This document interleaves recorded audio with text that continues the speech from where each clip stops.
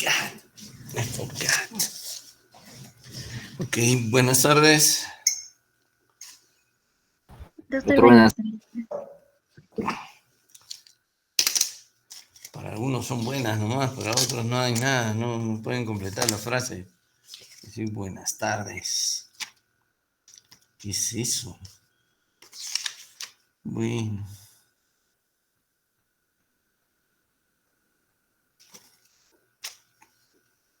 Ok. A ver. Barrios. Presente, doctor, buenas tardes. Ya. Dígame unos 3 hallazgos electrocardiográficos en estenosis mitral. Ya va a haber crecimiento de la aurícula izquierda. También puede haber, claro, si es en ritmo sinusal, ¿no? Y también puede haber un crecimiento biauricular. ¿Qué? Si está en ritmo sinusal, va a haber crecimiento de la aurícula izquierda. También puede haber un crecimiento biauricular. Va a haber hipertrofia del ah, ventrículo derecho.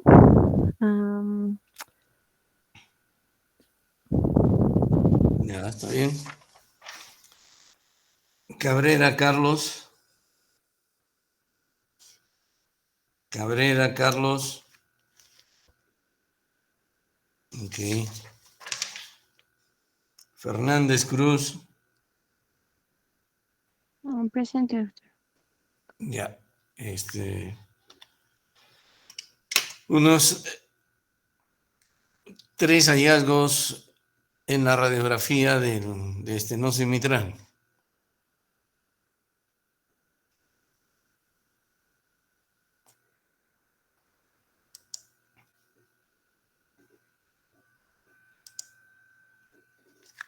Ok.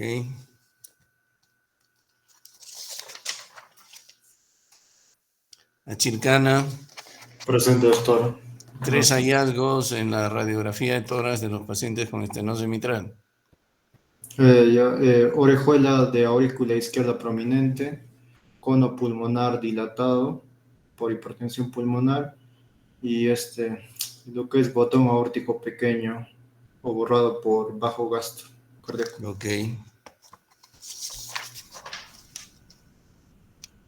Jiménez Carazas. Doctor, buenas tardes, presente. Buenas tardes. Dime 2 signos auscultatorios de insuficiencia mitral severa. Un soplo que es holosistólico, un tercer ruido que va a indicar la severidad de la insuficiencia mitral, doctor. Tercer ruido, pero el soplo sistólico no es signo de severidad. Tercer ruido sí, más o menos. Te he pedido 2 nomás, ¿ah? Bueno, No, ya. Tiene que ser rápido. Marroquín. Doctor, buenas tardes. Presente. ¿Qué tal, Marroquín? A ver, dos signos auscultatorios de insuficiencia mitral severa. Ya un segundo Ya ruido. no tercer ruido. Un desdoblamiento fisiológico y amplio del segundo ruido. Perfecto. Ajá, por el que el componente aórtico se cierra. Otro, ya no me expliques por qué, otro. Ya, el tercer ruido y... Ya, más o ¿Cuál es, menos. doctor? Más o menos. El otro signo auscultatorio de insuficiencia mitral severa es la presencia de rodamiento mitral, ¿no? Rodamiento, puede ser un soplo mesodiastólico. Ok. Niño Lipe. Presente, doctor. Buenas ¿Por qué se tardes. produce edema agudo del pulmón en la insuficiencia mitral aguda? Ya, es porque la distensibilidad de lo que es la aurícula izquierda puede estar normal o disminuida, entonces eso va a ocasionar lo que es la elevación de lo que es la presión a nivel de lo que es la aurícula izquierda, ¿no? Y eso también va a ocasionar lo que es la elevación de lo que es la presión venosa pulmonar capilar para que ocurra lo que es congestión pulmonar. Ok, está muy bien.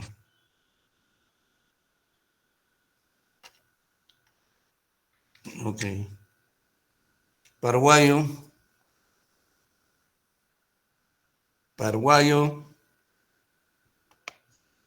Ok. Quispehuanca. Doctor, buenas tardes. Doctor, ¿me escucha? Sí, sí.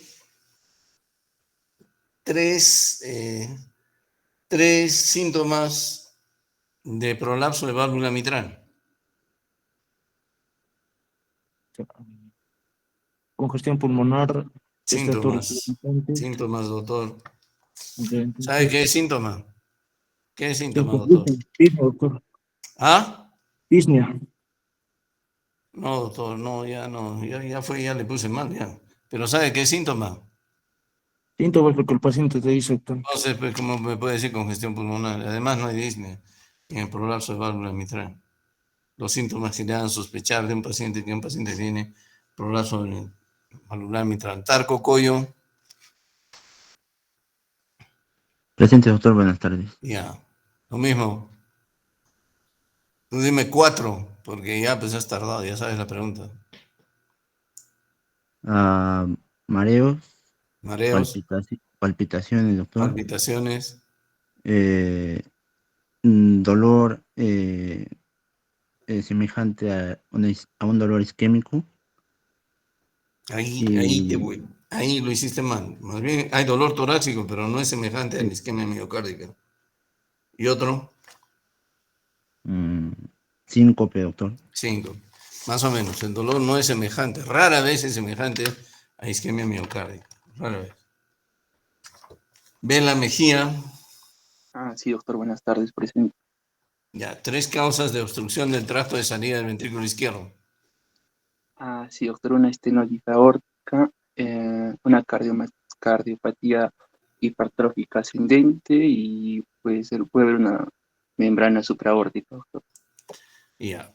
¿Cómo es una cardiopatía hipertrófica ascendente?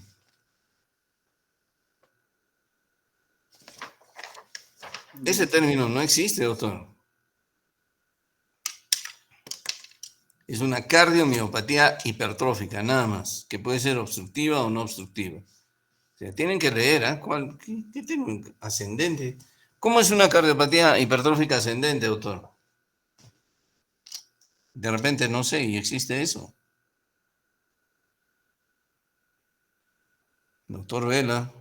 No, doctor, perdón, me he confundido, solo era una cardiopatía. Ya, eso está mejor. Entonces, no palabreen, pues. Ok, ya. Ahora seguimos con las clases.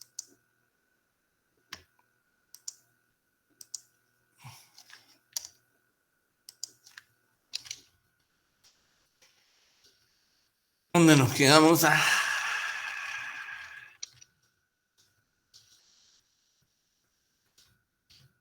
Eso ya pasamos. Ya pasamos.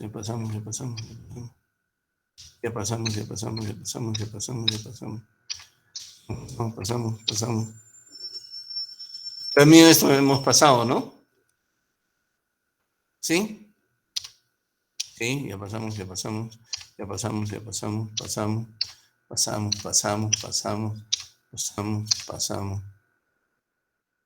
Muy bien, entonces, ¿qué más? Creo que sí, ya pasamos. Esto también ya pasamos. Pasamos. Bien, entonces cuando estamos en emergencia y recibimos a un paciente con un síndrome coronario agudo con ST elevado, hay algunas medidas generales que debemos tener en cuenta, ¿no? Uno, en emergencia, reposo absoluto. Y por si acaso, 2 vías endovenosos.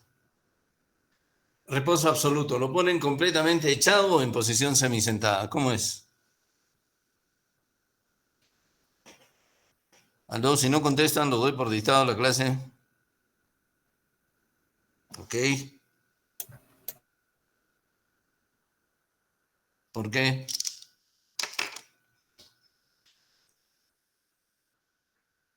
¿Qué tiene que ver el retorno venoso?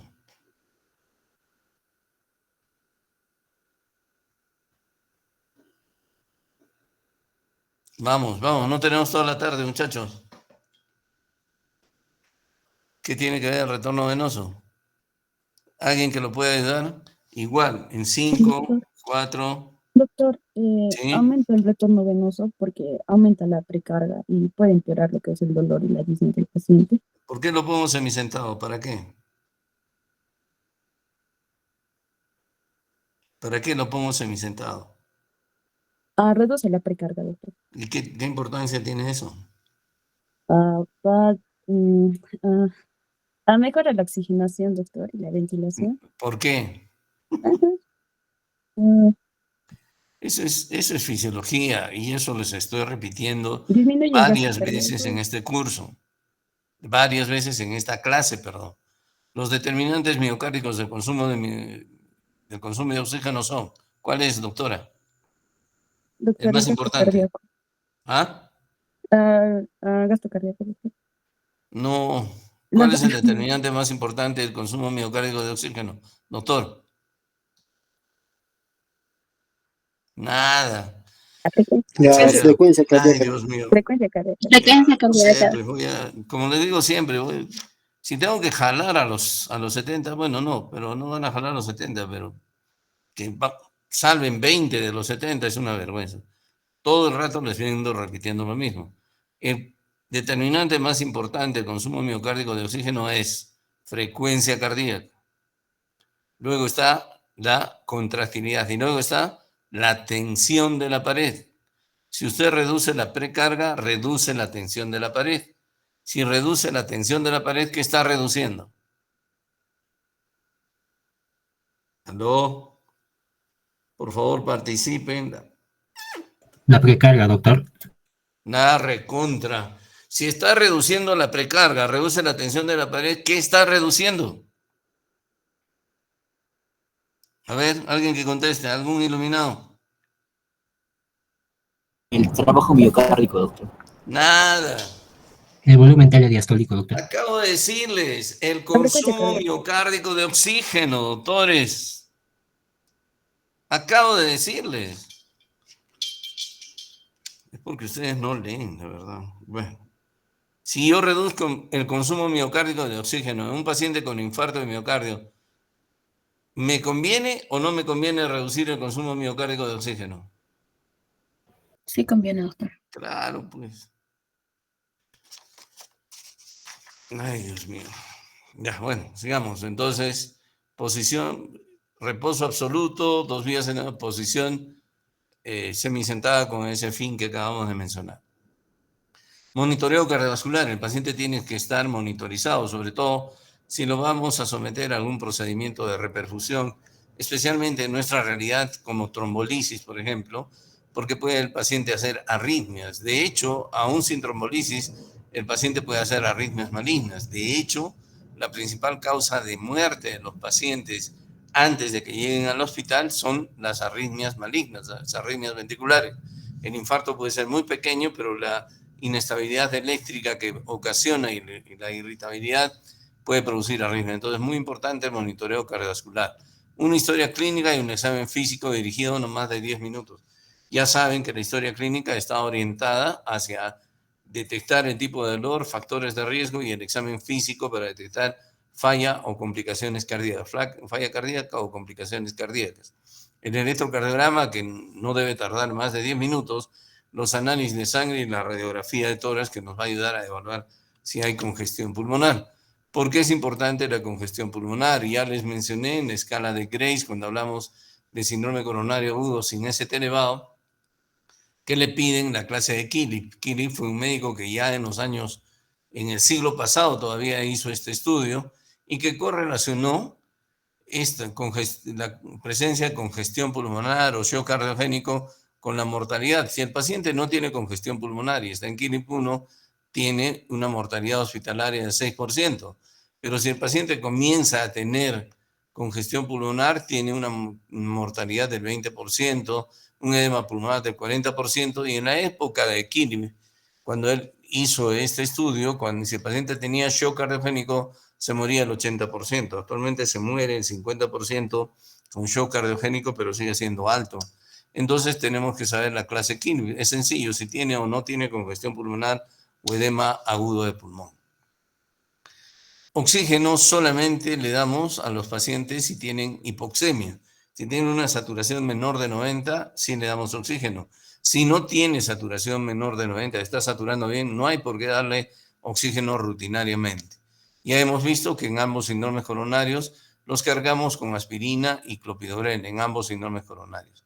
En el síndrome coronario agudo con ST elevado, el uso precoz de beta bloqueadores es útil, pero hay que tener cuidado para empezarlos si el paciente, es mejor no empezarlos si el paciente tiene hipotensión o probablemente tiene riesgo de shock o tiene bradicardia severa o algún tipo de bloqueo o tiene un asma descompensado. De los beta bloqueadores que se recomiendan, el metoprolol es el más recomendado.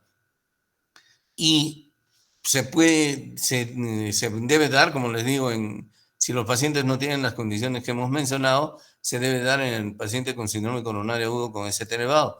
En el paciente con síndrome coronario agudo sin ST elevado, no existe una evidencia fuerte para el uso de beta bloqueadores para mejorar la sobrevida y reducir la mortalidad.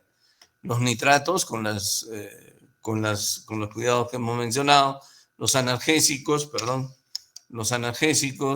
sobre todo los opiáceos, tienen sus ventajas, sedan un poco al paciente, reducen el dolor, tienen efecto antisquémico al reducir la precarga y acabamos de mencionarle por qué es bueno reducir la precarga en los pacientes, pero hay que tener cuidado, sobre todo con la morfina en los pacientes con infarto diafragmático, porque puede favorecer bloqueo auriculoventricular, ¿no?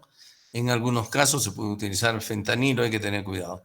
Los antitrombóticos, ya hemos mencionado, a todos se les da aspirina y clopidogrel, estatinas a altas dosis, especialmente atorvastatina, hasta de 80 miligramos por día y rosuvastatina 20 miligramos por día. Los ECA inhibidores y los antagonistas de la aldosterona pueden esperar en su uso hasta el día siguiente o 2 días después, sobre todo en el paciente que ha tenido un infarto de cara anterior, porque ya sabemos que inhiben o disminuyen el proceso de remodelación que viene después de un infarto y que lo va a llevar al paciente hacia insuficiencia cardíaca. Entonces, sí se puede utilizar estos fármacos posteriormente en los pacientes con síndrome coronario agudo con ST elevado. ¿No? La anticoagulación está indicada para todos los pacientes, se le hace trombolisis, se le hace carga de aspirina, de clopidogrel y se lo anticoagula, ¿no? Si el paciente va a ser sometido, como les dije ayer, antes de las 24 horas, de preferencia utilizar la heparina de alto peso molecular. Y si no es así o no tenemos heparina, podemos utilizar enoxaparina. O si el paciente va a ser sometido a una angioplastía posteriormente, después de las 24 horas, utilizamos enoxaparina. El fondaparinux no está indicado en el tratamiento de los pacientes con síndrome coronario agudo con ST elevado, especialmente si va a ir a angioplastía, si el paciente va a ir a angioplastia. En ellos no está indicado el fondaparinux, que sí se puede utilizar en el síndrome coronario agudo sin ST elevado. Entonces, la guía del 2023 y la del 2025 los americanos dicen lo mismo. El uso rutinario de oxígeno no está recomendado en pacientes sin hipoxia y puede ser incluso perjudicial. El uso de oxígeno está recomendado en los pacientes con hipoxemia, nada más. Los opioides endovenosos se pueden considerar para disminuir el dolor con los beneficios que tenemos. Los beta bloqueadores, preferiblemente intravenosos y preferiblemente metoprolol, deben ser considerados en los pacientes que van a ser sometidos a angioplastía, que no tengan signos de insuficiencia cardíaca, cuya presión arterial sistólica sea mayor de 120 y no tenga otras contraindicaciones. Recuerden que los beta bloqueadores, el uso de beta bloqueadores no es claro en el paciente con síndrome coronario agudo sin ST elevado. ¿Cuál es la terapia de los pacientes con síndrome coronario agudo con ST elevado? Es la terapia de reperfusión. Y en ellos está recomendado la terapia de reperfusión en todos los pacientes con síndrome coronario agudo con ST elevado, infarto de miocardio con ST elevado que tenga una evolución menor de 12 horas, ¿no? De preferencia esto tiene que hacerse lo más rápido posible. Cuanto más rápido, más precozmente se haga dentro de la hora, mucho mayor beneficio para el paciente. La angioplastía es recomendada sobre la fibrinolisis. Ya ayer respondimos la pregunta, es mejor que la fibrinolisis, pero siempre y cuando se vaya a hacer antes de los 120 minutos. Si el paciente no va a ser sometido a eso antes de los 120 minutos, la terapia fibrinolítica es la que se recomienda dentro de las 12 horas de inicio de los síntomas. Si el paciente no mejora con la fibrinolisis, se hace angioplastía de rescate dentro de las primeras 24 horas. Si el paciente tiene una fibrinolisis exitosa, igual tiene que ir a angioplastía, posteriormente a angioplastía, porque eso se ha relacionado con una reducción de la mortalidad, ¿no? Hay que tener, por lo tanto, a los pacientes a los que les hacemos fibrinolisis hay que transferirlo a un centro con capacidad de angioplastía, ¿no? En todos los pacientes después de la fibrinolisis. Eso es lo que hacemos en mi hospital. La angiografía de emergencia y la angioplastía, ¿no? Son recomendados en pacientes con inicio reciente de insuficiencia cardíaca o shock después de la fibrinolisis. A veces hay pacientes que no mejoran, perdón. Y la angiografía y la angioplastía están indicadas entre las 2 y 24 horas después de la fibrinolisis exitosa. Entonces, no interesa, casi no interesa, todos van a ir a angioplastía más cateterismo. Sin embargo, lo que interesa es saber si le voy a poder hacer angioplastía antes de las 2 horas. Esto es lo recomendado. Si no va a ser así, tengo que hacerle fibrinolisis y posteriormente angioplastía. ¿Por qué es importante tratar al paciente lo más pronto posible? Porque observen, miren, después del infarto, todavía esto está bien, al mes está empezando a remodelarse, ahí al año está completamente remodelado y dilatado. Entonces, cuanto más rápido actuemos, más tejido vamos a salvar y más sobrevida va a tener nuestro paciente. La terapia trombolítica tiene algunas contraindicaciones, ¿no? Absolutas, hemorragia intracraneal, ACV isquémico reciente, daño del sistema nervioso central por neoplasias o malformación, traumatismo por cirugía, hemorragia gastrointestinal activa o en el último mes trastorno hemorrágico conocido, disección aórtica y punciones no compresibles en las 24 horas recientes. Ahí está. Relativas. Entonces son estas las relativas. Hay que tener cuidado, pero como ven ustedes, ni la edad ni la hipertensión son contraindicaciones absolutas. La hipertensión es una contraindicación relativa, sobre todo esa, la de emergencia, ¿no? ¿Qué antitrombolíticos utilizamos? Aquí nosotros utilizamos el Alteplase, es el que utilizamos más frecuente a nivel nacional y a nivel de todo el Perú. Existen otros, el Reteplase, el Tenetiplase y el Lanoteplase, que no hay en el Perú. Cuando la terapia de fibrinolisis es la elegida, ¿no es cierto?, se recomienda iniciar el tratamiento tan pronto como sea posible en el marco hospitalario. Es decir, el objetivo es que dentro de los 10 minutos el paciente llegó y ya le damos. Y podemos darle el que utilizamos, el Alteplase, está dentro de las guías, ¿no? Una mitad de dosis de Tenetiplase puede considerarse en los pacientes mayores de 75 años. Aspirina y clopidogrel también se recomiendan. La anticoagulación se recomienda para los pacientes con fibrinolisis hasta la revascularización y no más de 8 días. La enoxaparina es el anticoagulante recomendado después de la angioplastía. Cuando la enoxaparina no está antes de la angioplastía, la heparina de alto peso molecular. Posangioplastía, enoxaparina. Si no hay enoxaparina posangioplastía, utilizamos la heparina de alto peso molecular. Ya les mencioné esto el día de ayer, porque la angioplastía es preferida a la trombolisis como tratamiento inicial, pero dentro de las 2 primeras horas. Si no le puedo hacer angioplastía dentro de las 2 primeras horas, trombolisis y angioplastía posterior. Estos son los estudios ya antiguos que demostraron esa superioridad de la angioplastía primaria sobre la trombolisis primaria, ¿no? ¿Por qué tenemos que atender al paciente lo más rápido posible? Porque si bien es cierto, la guía le dice que puedo trombolizar hasta las 12 horas, que ahí hay beneficio, pero observen, el beneficio sobre la reducción de la mortalidad es muy bajo cuando yo trombolizo al paciente a las 12 horas, es un 10% aproximadamente. Mientras que yo reduzco la mortalidad, si lo trato dentro de 1 hora, cerca del 100%, o si no es el 100%, en el caso de los pacientes. Entonces, Lo ideal es que a un paciente yo le haga una angioplastía, pero antes de las 2 horas.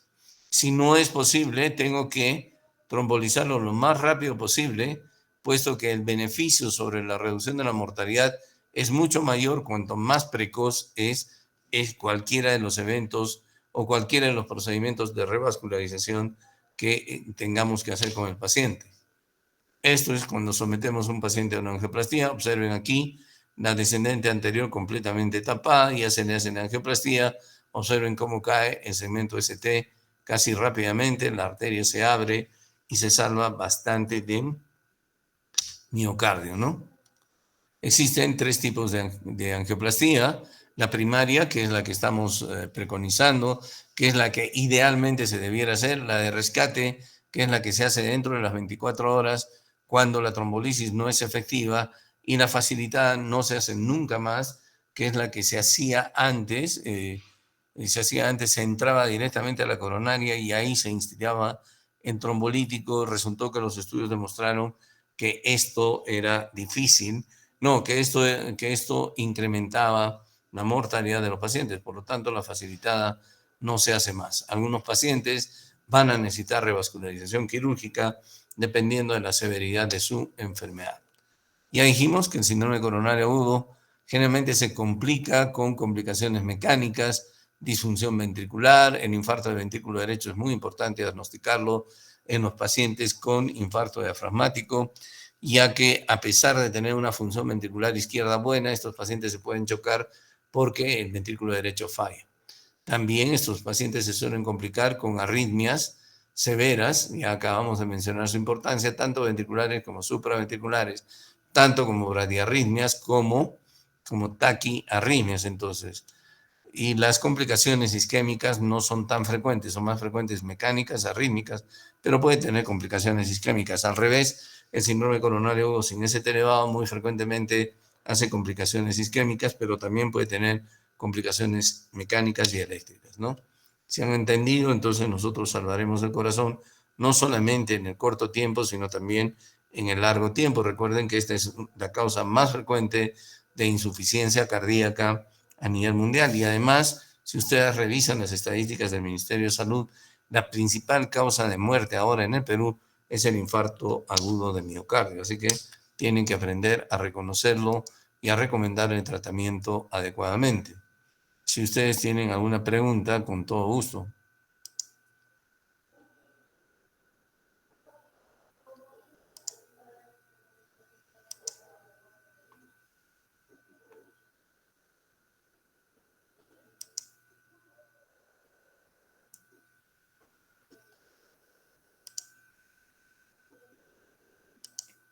¿Tienen alguna pregunta?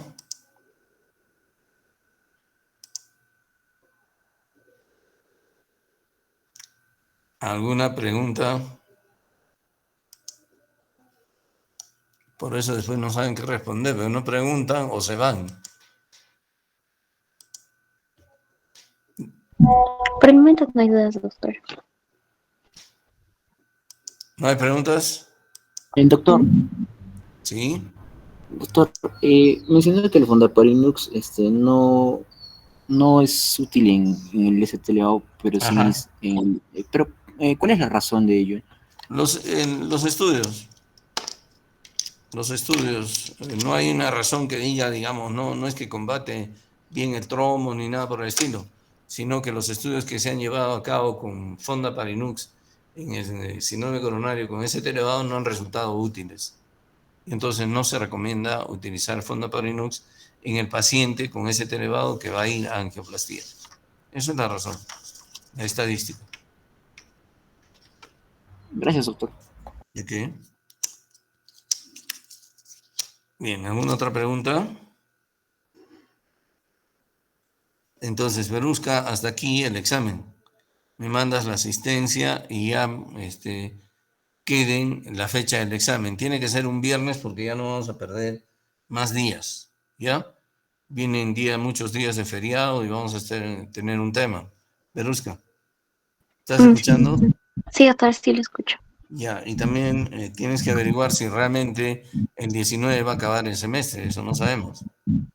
Me estaban comentando, doctor, que se va a alargar un poquito el semestre por el tema de las huelgas y Ya, todo pero eso. máximo será hasta fines de diciembre. Yo, bueno, les puedo La dar... primera semana. ¿Ah? Voy a consultarlo bien, doctor, pero sí me estaban comentando ellos Ya, que se ojo, iba. yo espero terminar con ustedes máximo hasta el 23. Así que tienen 2 viernes para los 2 exámenes, ¿ya? Está bien, doctor. Le voy a estar comunicando, doctor, cualquier caso. Sí. Muy bien, hablemos de enfermedades de la aorta. La aorta, pues, es el conducto a través del cual el ventrículo izquierdo expulsa la sangre que va a irrigar el resto del organismo, ¿no es cierto? La aorta, en su nacimiento y en la parte ascendente, mide aproximadamente 3.5 centímetros. En la aorta torácica descendente, el diámetro es de 2.5 centímetros y a nivel abdominal es de 1.5 a 2 centímetros. Como toda arteria, la aorta está constituida por una íntima, la cual a su vez está constituida por el endotelio, la región subendotelial y la lámina elástica interna. Luego está la media, que está constituida fundamentalmente por músculo liso vascular, pero también tiene tejido conectivo, matriz extracelular. También tiene, pero fundamentalmente en la media, en la capa media está la capa muscular, el músculo liso vascular, aparte de lo que acabamos de mencionar, y la adventicia, que es tejido conectivo que recubre o que cubre a los nervi vasculares y a los vasa vasorum. Aparte de su función de conducción que acabamos de mencionar, la aorta, debido a sus propiedades viscosoelásticas y a su capacidad de distensibilidad, cumple una función amortiguadora de la fuerza pulsátil con la que expulsa la sangre el ventrículo izquierdo. Y debido a esto, debido a que la aorta está expuesta constantemente a esta fuerza pulsátil del ventrículo izquierdo y al estrés de roce o de cizallamiento, la aorta está predispuesta a sufrir enfermedades que resultan o son consecuencia del trauma mecánico y de su exposición constante a la presión pulsátil generada por el ventrículo izquierdo. La aorta también es el vaso que está más predispuesto a la ruptura, sobre todo cuando su diámetro aumenta, es decir, cuando se forman aneurismas. Entonces, la ruptura de la aorta es una complicación frecuente en los pacientes, gracias a Dios no frecuente, pero sí esperable, de los pacientes que tienen aneurismas. ¿Debido a qué? Debido a que la tensión de la pared de la aorta está gobernada también por la ley de Laplace. Y hemos dicho que la ley de Laplace dice que la tensión de la pared es directamente proporcional a la presión por el radio. Entonces, si aumenta el radio, si aumenta el diámetro del vaso sanguíneo, mayor es la tensión de la pared y mayores son las posibilidades de ruptura de la aorta. Entonces, vuelvo a repetirles, tenemos 3 capas, una capa interna que es la íntima, la cual está constituida por el endotelio, la región subendotelial y la lámina elástica interna. Luego está la capa media, en la cual está fundamentalmente el músculo liso vascular, pero también hay tejido conectivo, matriz extracelular, colágeno, etc.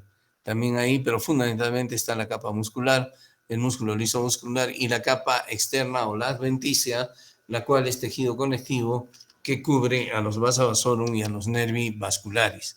En alguna de las clases ustedes preguntaron cuál es la raíz aórtica y cuál es la aorta torácica ascendente. No sé cómo llegaron a 7º ciclo sin saber anatomía, pero aquí está la respuesta, ¿no es cierto? Consideramos raíz aórtica hasta aquí, hasta donde empieza lo que se llama la unión sinotubular. La aorta ascendente hasta donde va a empezar el arco aórtico y la aorta torácica descendente posterior a ella. Los senos de Valsalva y todo ello está incluido en la raíz de la aorta. Un aneurisma es una dilatación de un vaso. Hablemos de los aneurismas aórticos. Un aneurisma consiste en la dilatación de un vaso. Los aneurismas pueden ser clasificados desde diferentes puntos de vista, ¿no? Por ejemplo, podemos decir que un aneurisma es verdadero cuando la dilatación está representada o compromete a todas las capas de la aorta, es decir, a la íntima, a la media y la adventicia. Y hablamos de pseudoaneurisma cuando tanto la íntima como la media están interrumpidas y la porción dilatada está representada solamente por la adventicia. Eso se llama un pseudoaneurisma, como ustedes ven aquí. A veces el pseudoaneurisma puede contener un coágulo, un trombo y ocasionalmente favorecer la ruptura del vaso de la aorta. Podemos también clasificar a los aneurismas según su forma. Cuando el aneurisma afecta toda la circunferencia del vaso, como en este caso estamos hablando de un aneurisma fusiforme.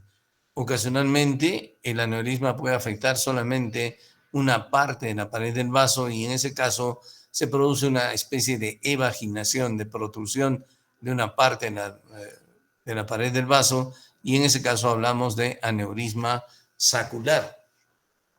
Los aneurismas también los podemos clasificar de acuerdo a su...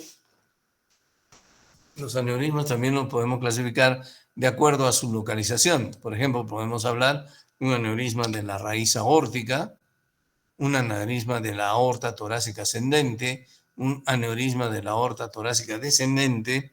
Entonces podemos hablar de aneurismas torácicos que pueden ser de raíz aórtica, de aorta ascendente o de aorta torácica descendente. Podemos hablar de aneurismas abdominales y ocasionalmente el aneurisma puede extenderse desde el tórax hasta por debajo del diafragma, que sabemos nosotros que es el diafragma el que divide el tórax del abdomen, hasta por debajo del diafragma, y hablamos de aneurismas tóraco-abdominales. Los aneurismas se producen fundamentalmente ya sea por una destrucción excesiva o una producción anormal de los componentes fundamentales de la pared torácica, como son la elastina y el colágeno. Permítame un ratito.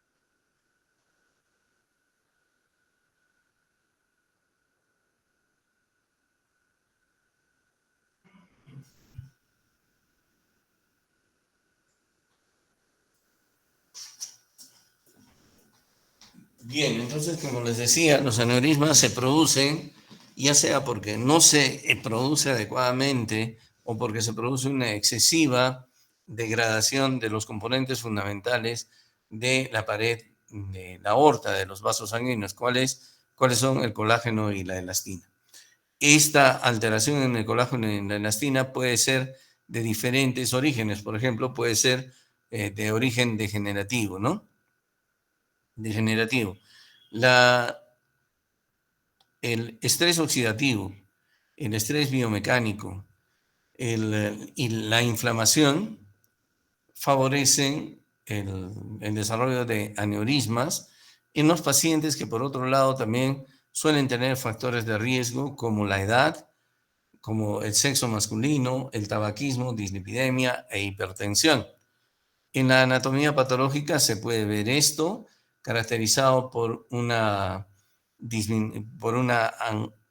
disminución del músculo liso vascular, por inflamación y por aumento del calcio, o sea, muy, muy similar a la aterosclerosis. Por lo tanto, acabamos de mencionar que este problema degenerativo es producido, favorecido fundamentalmente por esta enfermedad, por la aterosclerosis, o la aterosclerosis es la que está más relacionada con los aneurismas de origen degenerativo aórtico. La aterosclerosis es la causa más frecuente de aneurismas de la aorta torácica descendente y de la aorta abdominal. A su vez, los aneurismas también pueden ser de origen hereditario o genético. Y cuando es así, la afección del colágeno y de la elastina de la capa media de la pared aórtica resulta que se relaciona con un proceso conocido como degeneración medial. Este proceso consiste en el reemplazo de las fibras musculares de la capa media por burbujas de material mucoide, especialmente proteoglucanos. Antes se llamaba esto necrosis quística de la media. Característicamente, este proceso de degeneración medial ocurre, como les digo, en patologías de origen genético o hereditario, como por ejemplo en el síndrome de Marfan, en el síndrome de Ehlers-Danlos, en los pacientes que tienen válvula aórtica bicúspide y también en los pacientes con hipertensión arterial.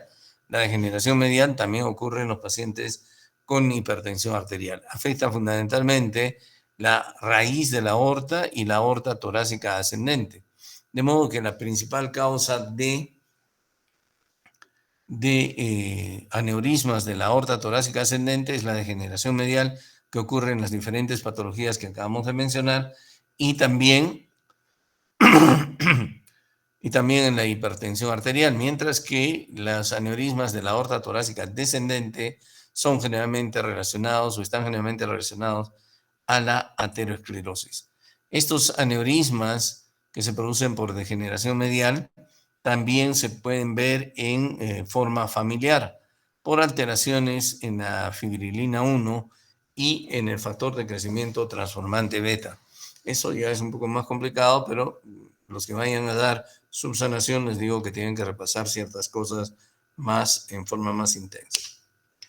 Existen otras causas infecciosas de aneurismas aórticos. Dentro de estas, las más frecuentes están la sífilis y la tuberculosis. La sífilis es cada vez más rara y produce una mesoaortitis sifilítica, es decir, una inflamación de la capa media de la aorta, y generalmente el aneurisma que produce la sífilis es de la raíz de la aorta y de la aorta torácica ascendente. Otra causa de aneurismas infecciosos es la tuberculosis, pero la tuberculosis produce aneurismas de la aorta torácica descendente, ya sea por extensión de la infección a partir de los ganglios o ya sea por diseminación hematógena, y se produce necrosis gaseosa de la capa media de la aorta, lo que favorece la aparición de aneurismas. Existen otro tipo de aneurismas conocidos como aneurismas micóticos, que son producidos por infecciones que se diseminan en forma sistémica y pueden producir debilitamiento de la capa media de la aorta, especialmente infecciones producidas por estafilococos y por salmonela.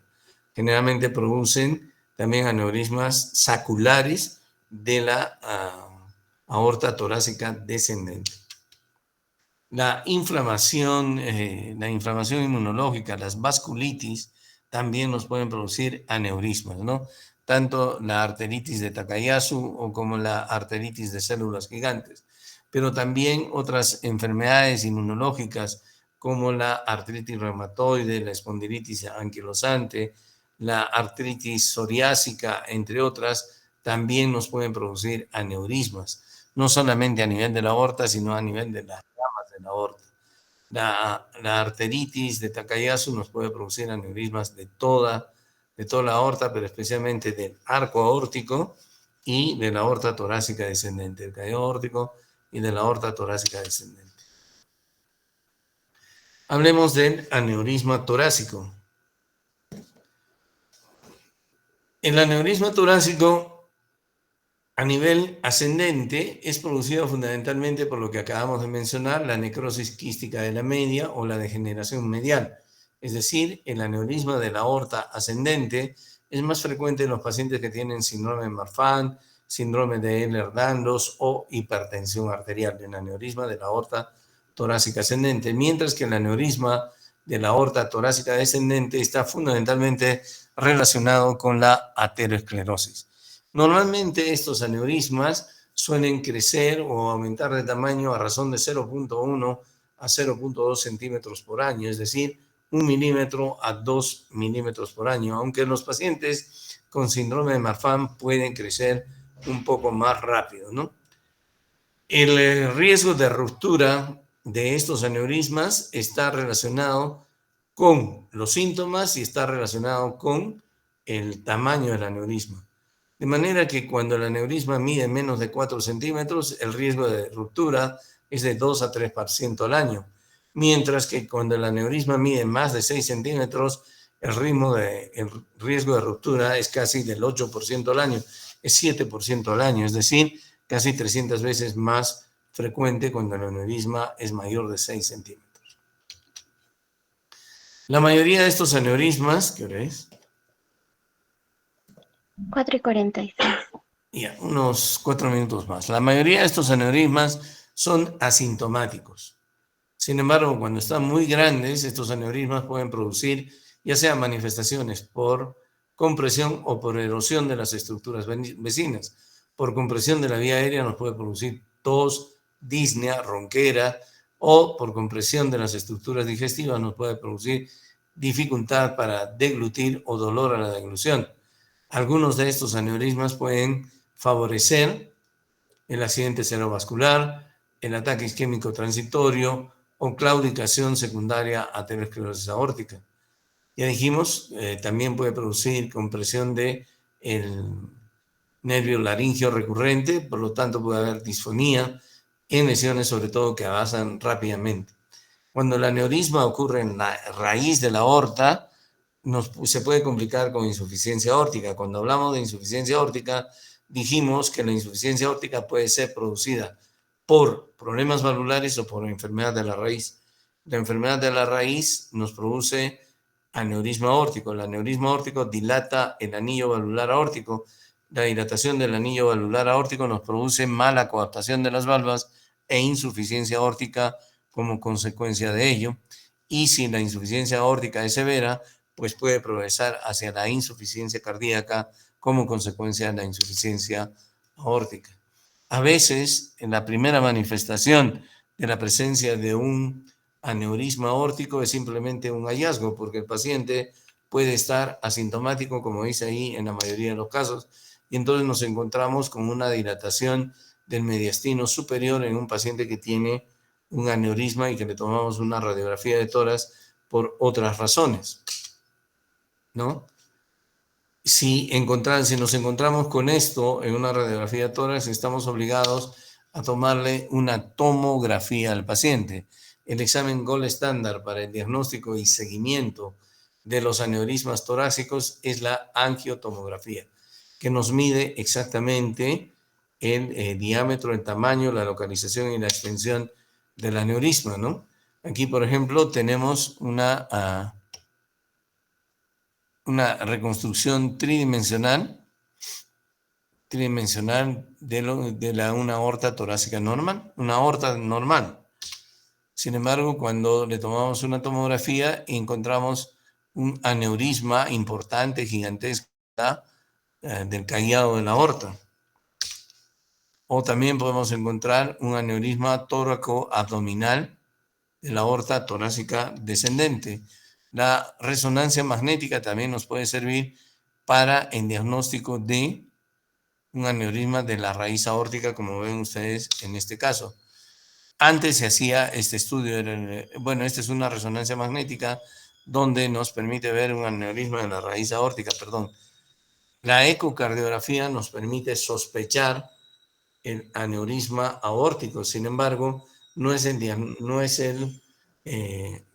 examen gold estándar, y hemos dicho que la angiotomografía es el examen gold estándar.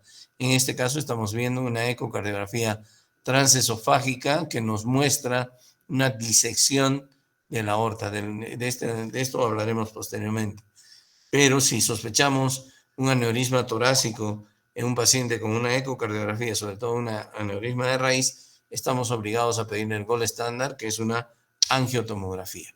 Antes se hacía este examen, que es la angiografía con sustancia de contraste por sustracción digital. En la actualidad cada vez se realiza menos este examen, ya que a veces esto puede estar ocupado, el aneurisma puede estar ocupado por un trombo y se disminuye o se infravalora el real diámetro del aneurisma. Sin embargo, en esta angiografía ustedes pueden ver un aneurisma de hasta 7.8 centímetros del callado aórtico.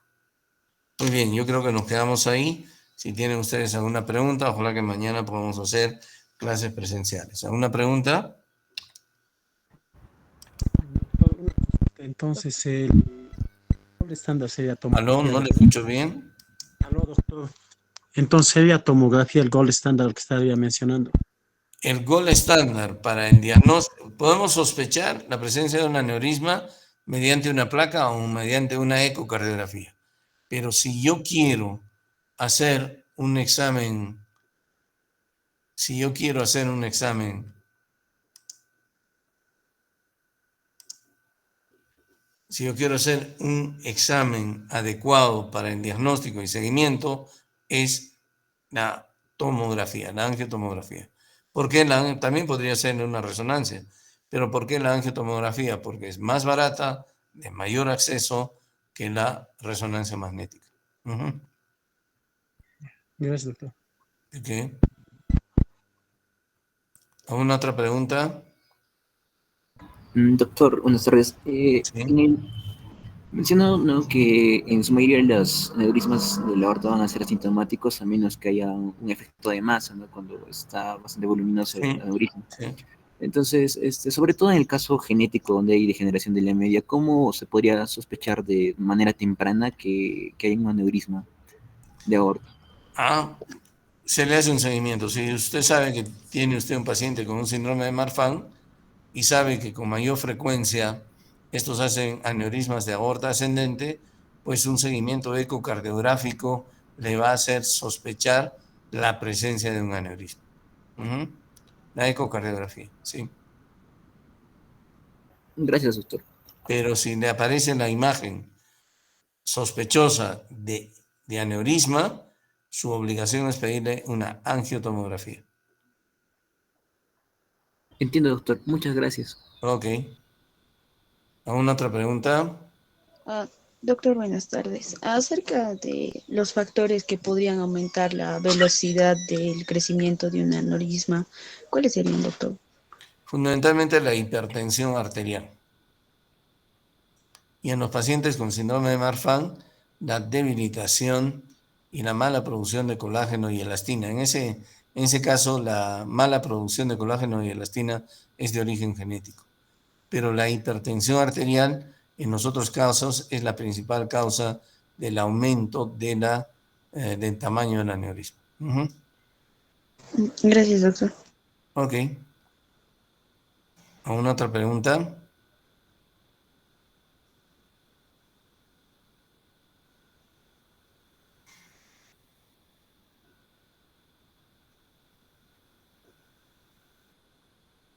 Ok. Muy bien, nos vemos mañana entonces. Ojalá sea en la universidad. Si no,